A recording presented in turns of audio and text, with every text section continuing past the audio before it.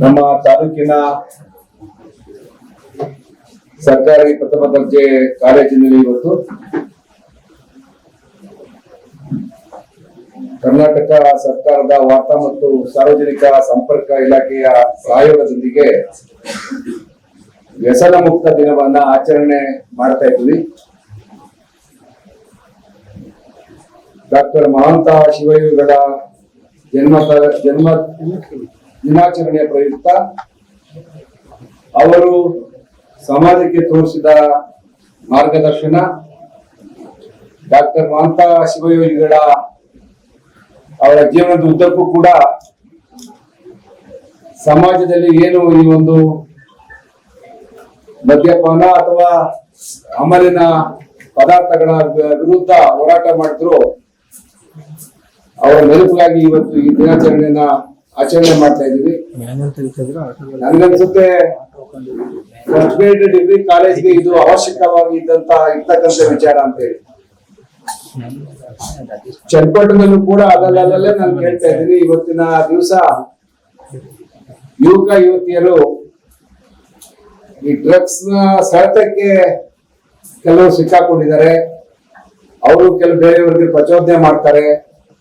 ಯುವಕರು ತಮ್ಮ ಏನು ಉಜ್ವಲ ಭವಿಷ್ಯವನ್ನ ರೂಪಿಸ್ಕೊಳ್ಬೇಕಾಗಿತ್ತು ಅಂತದ್ರಲ್ಲಿ ಕೆಲವರು ಈ ವ್ಯಸನಕ್ಕೆ ದಾಸರಾಗಿದ್ದಾರೆ. ಇವತ್ತು ಬಹುಶಃ ಇದು ನಮ್ಮ ಸಂಸ್ಕೃತಿ ಅಲ್ಲ.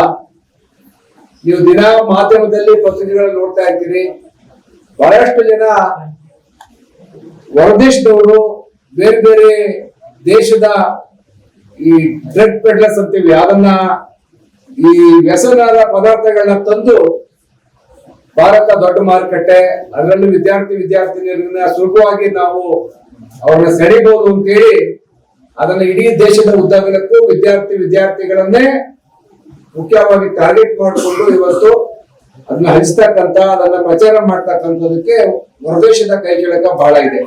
ಬಹುಶಃ ನಮ್ಮ ಸಂಸ್ಕೃತಿನಲ್ಲಿ, ನಮ್ಮ ಆಚಾರ ವಿಚಾರದಲ್ಲಿ ಇದಕ್ಕೆ ಆಸ್ಪದ ಇಲ್ಲ.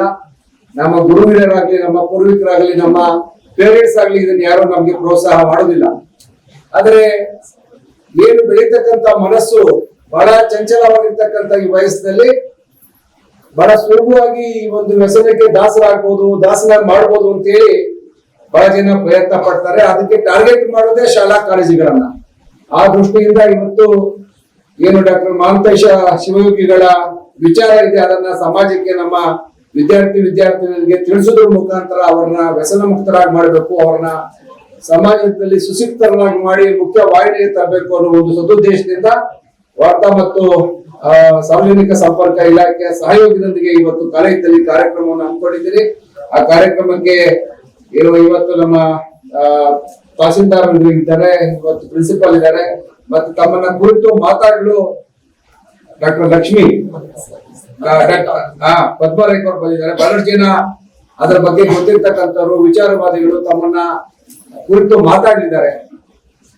ನನಗೂ ಕೂಡ ಈ ವಿಚಾರದ ಸಾಕಷ್ಟು ತಿಳ್ಕೋಬೇಕು, ಇಲ್ಲಿ ಕುಳಿತುಕೋಬೇಕು ಅಂತ ಮನಸ್ಸು ಅನ್ಸಿದ್ರು ಕೂಡ ಪೂರ್ವ ನಿಯೋಜಿತ ಬಹಳಷ್ಟು ಕೆಲಸಗಳಿರುವುದರಿಂದ ನಿಮ್ಗೆ ಒಂದು ವಿಚಾರ, ಬಹುಶಃ ಚನ್ನಪಟ್ಟಣದಲ್ಲಿ ಅಂತ ವ್ಯಸನಿಗಳ ಸಂಖ್ಯೆ ಕಡಿಮೆ. ನೀವೆಲ್ಲ ಗ್ರಾಮೀಣ ಪ್ರದೇಶದಿಂದ ಬಂದಿರ್ತಕ್ಕಂಥ ವಿದ್ಯಾರ್ಥಿನಿಯರು ತಾವು ವಿದ್ಯಾಭ್ಯಾಸಕ್ಕೆ ಒತ್ತು ಕೊಡಬೇಕು ಅಂತ ಹೇಳಿ ಮನವಿ ಮಾಡ್ಕೊಳ್ತಾ ತಮ್ಗೆಲ್ಲರಿಗೂ ವಂದಿಸ್ತಾ ನನ್ನ ಮಾತನ್ನು ಮುಗಿಸ್ತೀನಿ. ನಮಸ್ಕಾರ.